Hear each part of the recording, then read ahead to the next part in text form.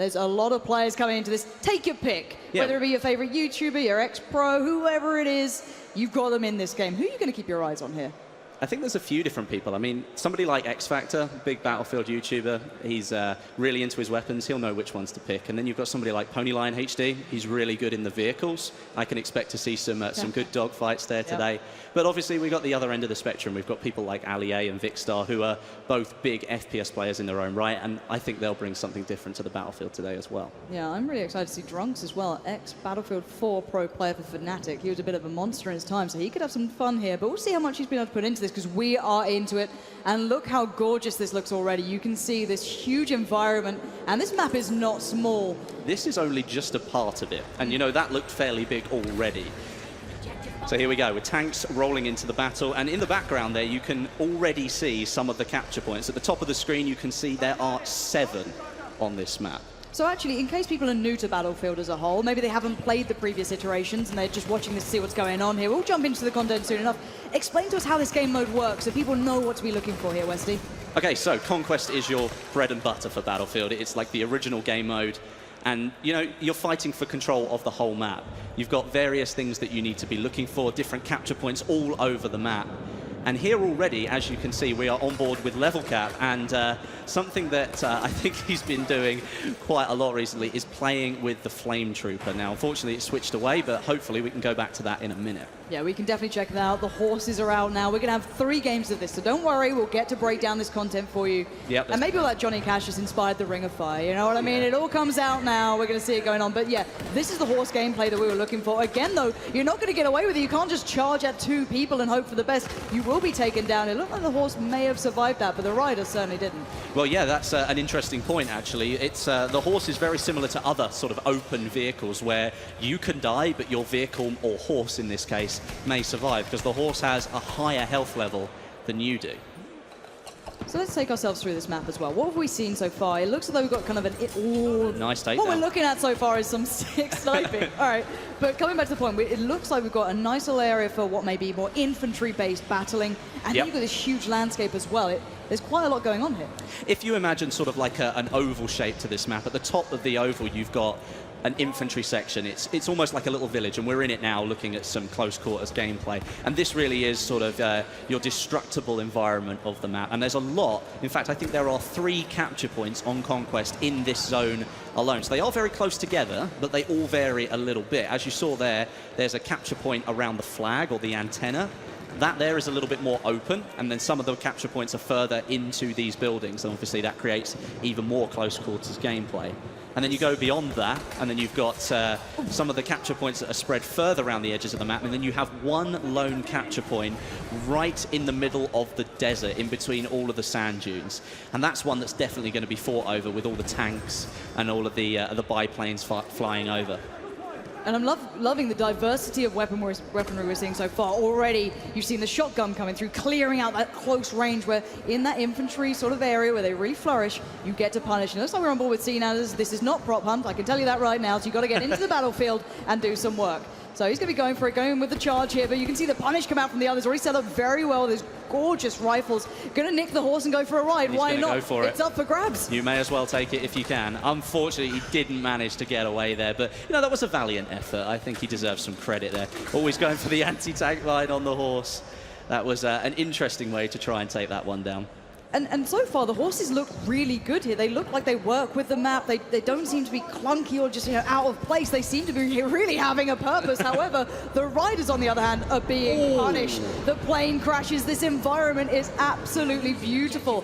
As you can see, as we take ourselves through this one, the teams are battling out hard. And actually, Westy, this is pretty close so far. It is very close, actually. Obviously, the Ottoman Empire up there on the right have taken a 5-point lead or so. And actually, we'll talk about the point system here, because that goes back to the Conquest game mode. It's slightly changed in Battlefield 1. There's no ticket bleed anymore. You might remember in previous games, if you killed a player, the score would change. Yep. And the way that the scoring has changed as well. It no longer counts down to 0, it counts up to a top value.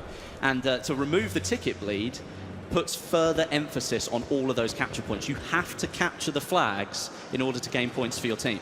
And I think that's such an intrinsic thing with Battlefield, though. You play for the team, you play for the objective. You can't just win on your own. You have to be as one, and focusing on taking those points down is part of the plan. And taking yourself towards the caps here.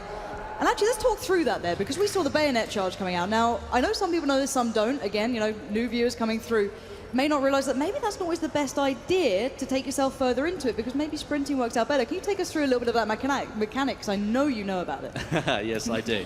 So the bayonet charge mechanic, obviously it's intended to take down a player. You charge straight into them with a very sharp object. The pointy.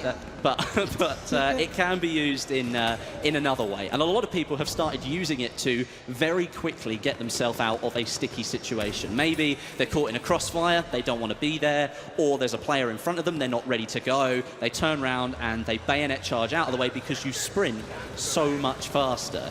However, though, after that sprint, you can only walk, because obviously you've just gone for a fairly serious sprint. And you can't sprint normally after that point, and that can sometimes leave you very vulnerable.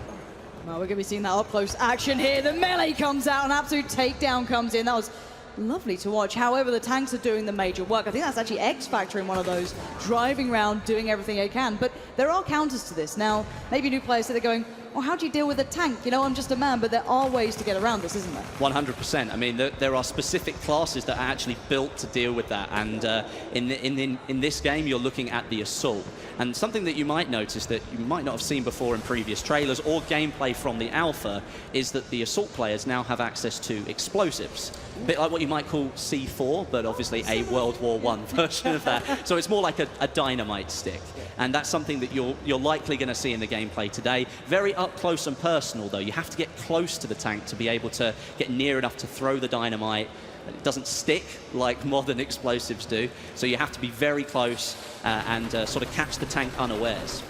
Yeah, and Stone Mountain trying to hold on here. The rest of his team was almost wiped at that point. His squad was in dire straits, so he's going to try and do what he can on the objective almost here, near that train station. Try and keep this one under wraps. You're going to see, actually, at the moment, it's the British Empire taking a strong lead, at least for now. The tickets don't reflect that just yet. And, oh, here we go. The train has been deployed.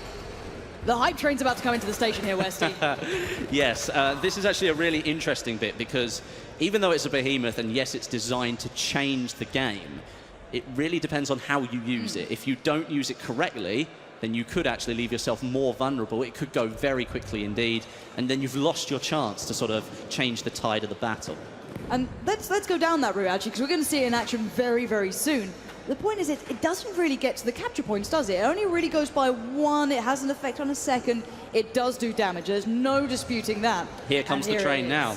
And yes, it is on rails for anyone else out there who wants to make a joke about that. No, it is on rails, and it features 6 different seats, plenty of cannons on the side. It's actually got an anti-air cannon as well, so it is extremely powerful, not only to ground units, but people up in the sky really do need to pay attention as well. Now, speaking of up in the sky, though, there has to be a counter to this, as you said. There are ways to play around these behemoths, because we saw on that first map, people were kind of unsure how to deal with it the first time. Then you see that everyone coming together, taking it down and working through it. How do you deal with that train? Well, one of the things that you can do is, as an infantry unit, obviously, as I said, the Assault player does have access to some explosives, but in my own sort of experience of looking at the games that we've seen, players in sort of planes are going to be the best ones to sort of so eyes in the sky here. Yeah, eyes in the sky, really. You've got people in the bombers, and they're the ones who can deal a massive amount of damage. If they lay down a carpet of bombs on top of that train, they're going to do a massive amount of damage. Well, speaking of it, you highlighted Ponyline HD as one of the players you wanted to watch for this ability. He's already eyeing up that train. He knows what he wants out of this one. Definitely, but just so we can see here, this is a really good shot of just the scale of the map as well. It's absolutely massive. It is a huge map. You can see the objective off in the middle there. He's taking some serious damage, but he's going to come in, I think, for another strafe run if... Oh, he's going for the repair. He feels like he's safe enough to do that. But I think he's probably going to come in for another strafing run on that train. And this is the beauty of Battlefield as well. It's not just about your infantry. It's up in the air. It's up in the skies. We're seeing those dogfights coming through. And now here comes that run again. The hit and run. Ponyline HD needs to back out of this. He's got to be careful. He is taking fire as well. They're not letting him just get away with this. And that's it. The armored train took him out completely. Wow, that really does show the power of that train there. That's something that you do have to note, though, is that people up in the plains may be the best people to try and take this thing out, but you leave yourself extremely exposed to everything else up there as well, because you're concentrating on something on the ground, not the other plane that's now behind you shooting at you. And also, let's bear in mind, because a lot of people get nervous about this stuff, how's that going to work? Is it balanced? Is it not? Keep your eyes on the tickets. They haven't gone drastically in one favor. It's more even the scoreboard. It's meant to be able to turn the tide of the war almost, and we've got a little bit of action. Cyber Wolf and whiffs the pistol shot. You're going to get punished there. The MP18 trench gun is going to deal with you very swiftly. They tried to go for like a sneaky melee kill, but it didn't quite pay off. And you know what? It happens to me all the time. You try and go for it, and then the person turns around at the last minute, and of course they're the one standing there with a fully automatic weapon whilst you've got a bolt-action rifle. So, and that again is the beauty of Battlefield. It's the rock, paper, scissors mechanic. Everything has a counter. If you're going in for the melee, you better be aware that that person could turn around at any moment, and you've left yourself extremely vulnerable. Who have we got here? This is Driftor. He's taking the tank into perhaps uncharted territory, into a more infantry part of the map, but of course he's putting a lot of power behind those infantry units there. Yeah, that's certainly going to do some great damage, but already you can still find this infantry battle going on. These buildings allow for perfect cover. The map, however, does change. The cover, it just completely removes itself throughout this battle. And again, you can see here on the ground to the right-hand Yeah. side, you can see the craters that have been formed in the ground. That could have been from a dumbfire rocket from the plane. It could have been the anti-tank grenade. There are so many things that you need to be aware of in this game, and terrain deformation is one of them. Suddenly, you might be able to use that as cover, but on other occasions, and most likely, that cover has just been taken away. Yeah, it's interesting to note that that train was still going at that point, because the match has moved on a fair bit, but the train was still there, plucking away. And look at where the flags have been capped here. Let's keep that in mind. Only 2 are secure, 1 for each team. So at the moment, it's actually fairly even. Both teams going for different objectives, both running at the same time. You are seeing the covering fire coming down, the suppression coming into the place. That flag is so contested right now. They're doing whatever they can. And at that sort of range, you're not going to have the best of luck with that sort of weaponry. And well, you're not going to have much more luck if you do that. That says accident. I'm not sure what happened there. A little backflip. It didn't go well. We're still running in favor of the Ottoman Empire here, but the gap is only 10 points. And as I said, kills don't count towards that score anymore. So there is a lot of frantic toing and froing around these flags, but now you can see that the British Empire now have control of, I think... That's a 4 lockdown at least. That's a 6 lockdown now. It's about to be. It's about to be 6 lockdown. And as you can see, the British Empire catching straight back up now, reducing their lead. And this is really where Battlefield can completely change in just the blink of an eye. And at the moment, the Ottoman Empire only clinging on to 1 point. That is not what you'll be seeing. And actually, let's talk a little bit about this sniper rifle as well. Let's talk about what we're seeing here, because you see people talking about zeroing, which you didn't necessarily see in that one, but bullet drop's a thing in this. It's not just your out of the box kind of easy shooter. This is tough work. Yeah, you've got the bullets that you fire do actually travel across the map. They take time to reach the enemy that you're firing at. You've got bullet drop and bullet drag as well. For people who don't know what bullet drag is, that's where... Oh, look at that for a roadkill. That was fantastic. That was actually either a really good bit of skill or something extremely lucky. Either way, it was a cool bit of footage. Look, no luck, just skill, 1 shot, 1 kill. All right, that's what I cling to, and I will always stick to that, Don't be a naysayer, or I'll have to bring out the horse puns, okay?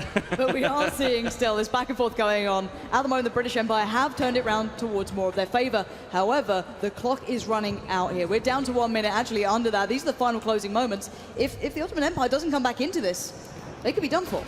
Well, looking at it now, I'd find it extremely unlikely if the Ottoman Empire really managed to pull anything back at this stage. Only 45 seconds to go. They have taken back a couple of points, but they appear to be losing them just as quickly as they're taking them. Perhaps the players on the map, their distribution isn't great at the end of the round. Maybe they're just frantically trying to capture whatever they can. And that's part of Battlefield. It forces you to change what you're doing. Suddenly you've got to focus on something different. I mean, there are 64 players playing here, so there's always something different that's going to happen. All right. And Azel, what have you got here? He's capturing, at least. Yeah, he is capturing. He's actually doing some damage. He's trying to take out the... trying to take out one of the planes, but we are coming very close to the end of the round now, just 10 seconds to go, and that's a nice way to finish the round. I think a good overview of the map and our first round of Battlefield 1 on the desert. There it is, ladies and gents. What a way to close it out. A brilliant first impression here of this gameplay on this new environment that we hadn't really seen tested out yet. Do you know what? That was an extremely high score considering the time of the round. It really was. You know, that was a really good score for them to go for.